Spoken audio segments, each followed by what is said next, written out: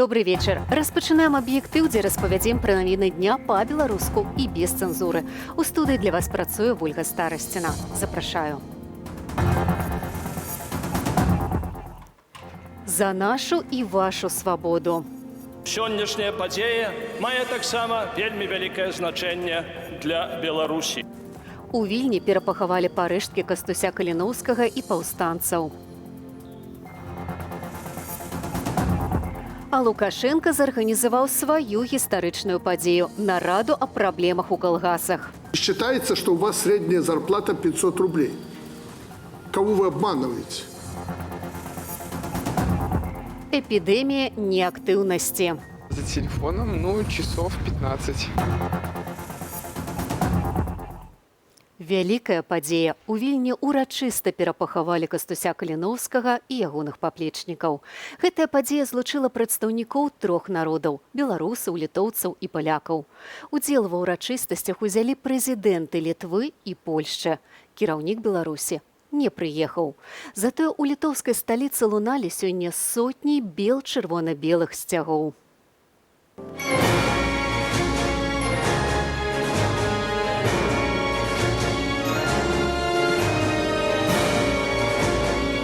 Паўстанцы былі прадстаўнікамі розных народаў і веравызнанняў, але ўсе яны змагаліся з царызмам за свабоду сваіх народаў і за іх агульную свабоду.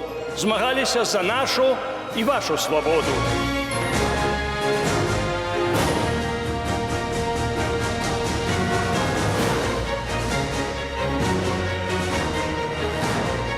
Сёння мы выконваем наш абавязак надзейным чынам пахаваць парэшткі тых, хто даўно завяршыў сваю зямную вандроўку, але па-ранейшаму даносіць да нас праўду і святло.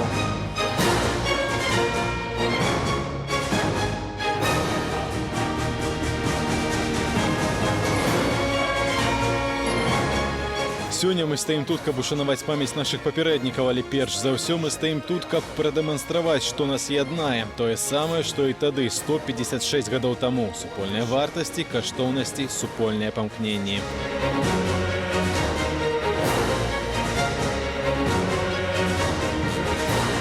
Для кожнай краіны ёсць свой вобраз Кастуся Каліноўскага, але ён не павінен стаць той гістарычнай постаццю, якая выкарыстоўваецца ў палітычных мэтах. Наадварот, гэта тая старонка нашага сумеснага мінулага, якую мы павінны шанаваць і якая нас аб'ядноўвае зараз і ў будучыні.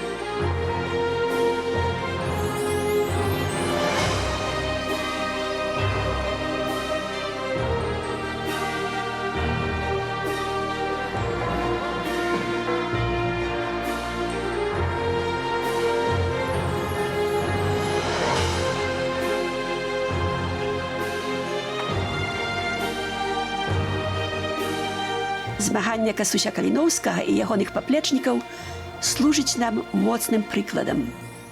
Нават забіўшы цела, ворагі не здолелі забіць дух нашай вызвольнай барацьбы.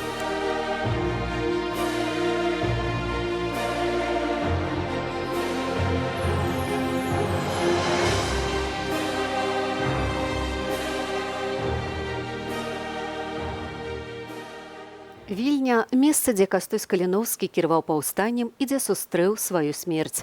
2 гады таму на Віленскай гары Гедзіміна археолагі знайшлі парэшткі Каліноўскага і яшчэ 2 дзясяткаў паўстанцаў. Падрабязней Вітаў Ціўчык.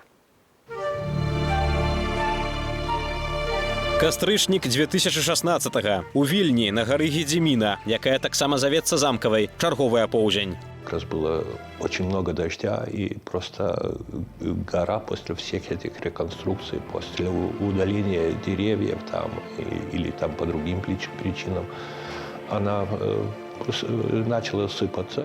Гару закрываюць для наведвання, а інжынеры шукаюць спосаб спыніць разбурэнне аднаго з найбольш распазнавальных сімвалаў літоўскай сталіцы. Як заведзена, перад будаўнікамі на верхавіне гары з'яўляюцца археолагі, якія мелі заняцца звычайнай тэхнічнай працай. Інжынеры спраектавалі такі якар, палі ў цэнтры пляцоўкі, да якіх можна было б прымацаваць ростверкі. Якраз у гэтым месцы і пачаліся гэтыя даследаванні, і там думалі выкапаць калодзеж для якару. У студзені 2017-го на месцы, вызначаным інжынерамі, на глыбіні 2 метраў археолагі адкопваюць парэшткі першага чалавека. Як потым высветліцца, гэтым першым быў Кастусь Каліноўскі. Шкілет мужчыны ўзростам 24-26 гадоў, з закінутай галавой, рукі завязаныя ззаду. Парэшткі засыпаныя вапнай, побач 2 медальёны. Адзін з выявай Маці Божай Вастрабрамскай, другі з хрыстом і абрысамі святога Казіміра. Они даже не были похоронены, они были просто брошены в эти ямы, часто лицом вниз, со связанными руками. И конечно, очень неуважительно.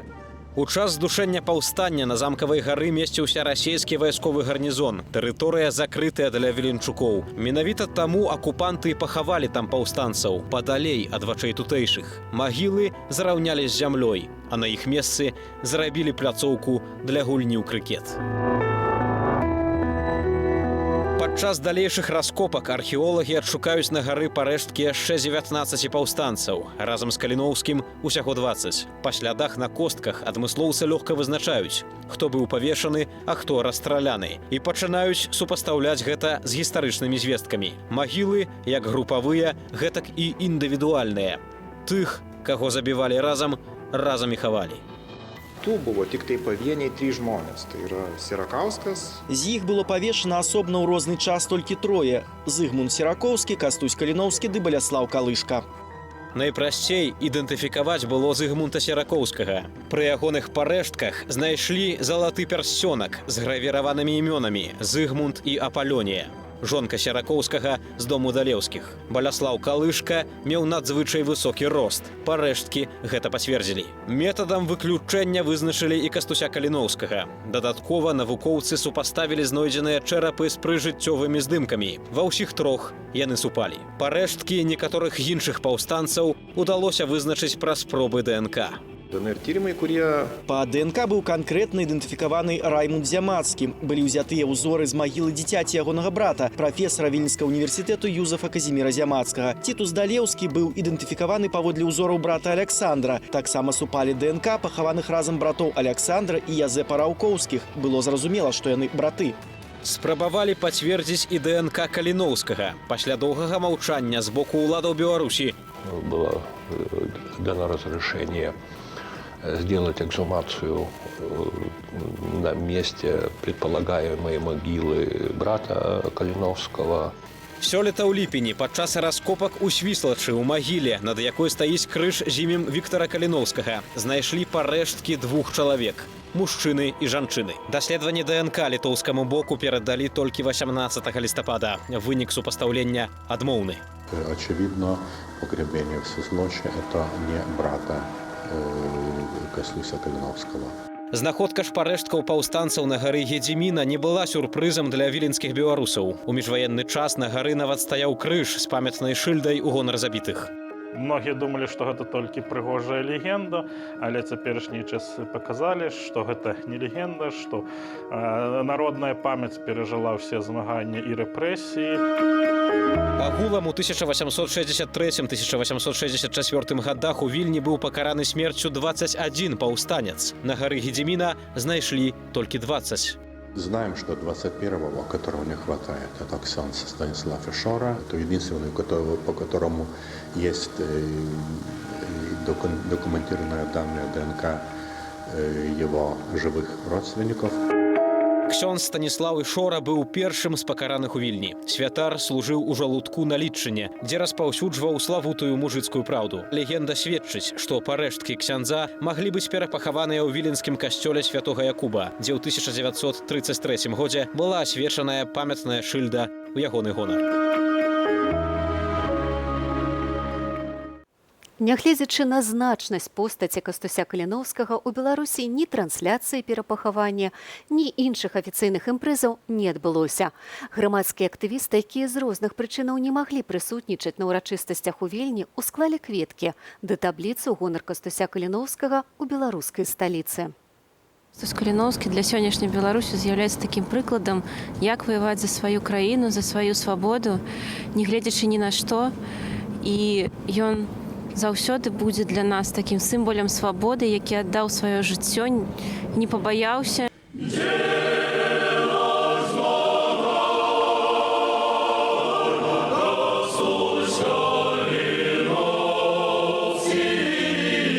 Хотелось, каб у сучаснай Беларусі быў больш вядомы як герой, як чалавек, які змагаўся за незалежнасць Беларусі. І ёсць, канешне, праблемы у выкладанні гісторыі Беларусі, што асоба Кастуся Каліноўскага не так шырока абмяркоўваецца і ў школьнай праграме. Кастусь Каліноўскі – пачынальнік беларускай нацыянальнай ідэі, сапраўдны бацька беларускай нацыі і нашай мовы. Яму было ўсяго 26 гадоў, калі ён прыняў пакутніцкую смерць за радзіму. Пра то, як постаць Каліноўскага ушаноўваюць у сучаснай Беларусі, Тацяна Ўласенка. Беларускі рэвалюцыйны дэмакрат, мысліцель, паэт і публіцыст. Ён жа лідар нацыянальна-вызвольнага руху 19 стагоддзя. Ён жа кіраўнік паўстання ў Літве і Беларусі. Усё гэта наш Кастусь Каліноўскі. Нацыянальны герой, але ў Беларусі знайшлося толькі адно месца для помніка – у Свіслачы, ды адной вуліцы, якая месціцца ў закутках беларускай сталіцы. Наколькі жывая гістарычная памяць пра асобу, якая паклала пачатак незалежнай дэмакратычнай Беларусі. Ведаю, Кастусь Каліноўскі. Повстание ж было белорусское, возглавлял за Беларусь. Возглавил восстание, это мы помним. Ну и как герой был того времени, конечно. Сейчас уже забыто. Он хотел незалежности Беларуси. Не вышло его. Ну, шкода. Скончыў свіслацкую гімназію і атрымаў бліскучую юрыдычную адукацыю ў Пецярбургу, аднак прамяняў спакойнае жыццё на рэвалюцыйную дзейнасць супраць феадальнага ладу. Самая вялікая дзейнасць яго адукацыйная, што ён упершыню ставіў пытанне, што асноўная сіла беларусаў – гэта сяляне. І ён першыню падкрэсліў, што так званыя літвіны ўжо сталі палякамі. Калі адойдзем Рэч Паспалітую, то вялікае княства павінна мець вялікую аўтаномію. То бок найперш незалежнасць ад расійскага самадзяржаўя. Гэтай мэце служыла нелегальная беларуская газета «Мужыцкая праўда», якую ў 1862 годзе разам са сваімі паплечнікамі выдаваў Каліноўскі. І калі знаходзілі «Мужыцкую праўду», кара была жахлівая. Ён разумеў, што сяляне могуць стварыць мадэрновую беларускую нацыю, таму і лозунг «Каго любіш, люблю беларусаў» взаемна не выпадковы. Апошні 7-й выпуск газеты выйшаў у час нацыянальна-вызвольнага паўстання. За год адбыліся 150 сутычак сялянаў з царскімі войскамі. Каліноўскага схапілі ў ноч на 29 студзеня 1864 года ў Вільні. Расійскі генерал-губернатар Мураўёў, які падаўляў паўстанне, выказаўся за ганебную смерць для рэвалюцыянера праз павешанне. Галоўнае, што он не скарыўся, нават яго вельмі мужныя паводзіны перад самой смерцю, стоячы пад шыбеніцай, слухаў прысуд, які чыталі, і каментаваў прысуд. Калі там чыталі, што караецца смерцю дварянина Каліноўскі, он вельмі голасна сказаў, што у нас няма дварян, все раўны. Невыпадкова, што каліноўцы ў часе падпольнага змагання віталі адно аднаго паролем «Каго любіш» і водгукам «Люблю Беларусь». Сёння, праз 1,5 стагоддзя, дзякуючы між іншым іхнаму змаганню, беларусы могуць казаць гэтыя словы гучна. Тацяна Ўласенка, Белсат. Працягваем выданне аб'ектыву з іншымі тэмамі. Не ўрачыстае перапахаванне героя Беларусі, а сённяшнюю селектарную нараду назваў Лукашенка гістарычнаю падзеяй. На ёй прысутнічалі ўсе топ-чыноўнікі аграпрамысловасці Віцебскай вобласці. Былі разборы ды разносы. Ці чакаць цяпер прарыву ў сельскай гаспадарцы, высвятляла Юлія Цяльпук. Гаспадаркі Віцебшчыны застыглі ў чаканні пераменаў. Па рэцэпт дабрабыту ад галоўнага агранома краіны сёння паехалі кіраўнікі ўсіх райцэнтраў вобласці з найслабейшым агросектором. По каким причинам сельхозотрасль области оказалась в таком состоянии?